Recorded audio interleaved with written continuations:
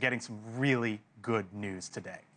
An 11-mile stretch of Pacific Coast Highway, a main travel route along the coast there in Los Angeles, finally reopening after it was closed due to the deadly wildfires in January.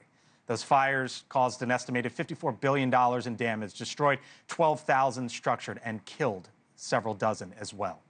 Joining us now here on the Hill, the Democratic Congresswoman Judy Chu. She represents the Altadena area that was heavily damaged by the Eaton Fire. Congresswoman, I told you we would always, follow up with you here on what's going on in your parts. So I appreciate you being with us tonight here on the Hill, headed into this Memorial Day weekend. Thank you for having me. Of course. So you represent Altadena. That was the Eaton Fire. Down there, the PCH is by Malibu, Pacific Palisades, and several of those communities. So it's not your district, but your town, right? And I wonder, from your perspective, having the PCH back open this weekend, heading into Memorial Day weekend, what that sort of does from sort of what that symbolizes there in Southern California. Well, it's a major thoroughfare, and the fact that it's open will bring relief to so many people in that area, but basically to all Angelenos as well as Californians. So it's a very, very strong symbol of recovery, but it's also going to be a concrete help to people's transport. I guess you probably don't mind if there's a traffic jam or two there in the upcoming days. We'll see how traffic is. You're closer to this than I am, and I look at the numbers. You know the scene. You live there. You represent the area. But here's part of what I also see. There were, as you know, 12,000 buildings that were damaged in the fires there. There have been 600 applications received to rebuild, 178 reviews in process, but only 12 building permits issued.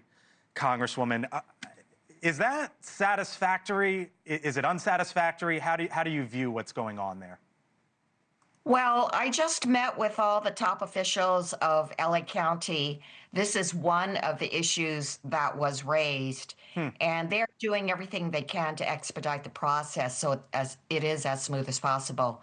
So it is meant to be a one-stop process where you can have one entity following that application the whole way through. I believe that there will be improvements, and I know that they are actively working on that. Okay. Here's the LA Mayor, Karen Bass, and I want to get your reaction on the other side. I report to Los Angeles that the recovery in the Palisades is on track to be the fastest in California history. We have issued permits to rebuild twice as fast as after the Camp and Woolsey fires. I know she says twice as fast, but again, it's 12 building permits issued. You just told me that you're looking for improvements. What do you think the next 5 months looks like, and should folks believe that Karen Bass and others in your area can get the job done? Well, what I see is the progress in terms of the debris removal. Originally, the Army Corps of Engineers was saying that it would take 18 months to fully remove the debris. Then, because of the complaints, it went down to 12 months. But they have been doing an incredible job. And now we think it's anywhere between 6 to 12 months. So that is the next step towards rebuilding. And I believe that there will be a rapid improvement in the permitting process, but we do have to get that debris removed first. I'm also very, very deeply engaged in the soil testing issue, and that is in Altadena. Soil testing.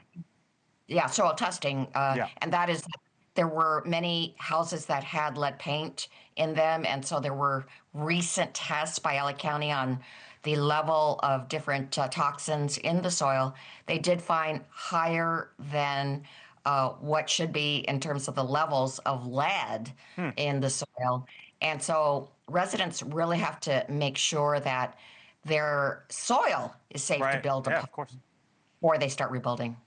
Congresswoman Judy Chu, we'll leave it there. Maybe you'll take a ride down the PCH. I don't know, but I promise you we'll check on back with you there in Southern California. The Congresswoman from Altadena tonight with us. Thank you so much. Thank you for watching. Subscribe below and download our NewsNation app right now on your phone, and you will get fact-based, unbiased news for all Americans.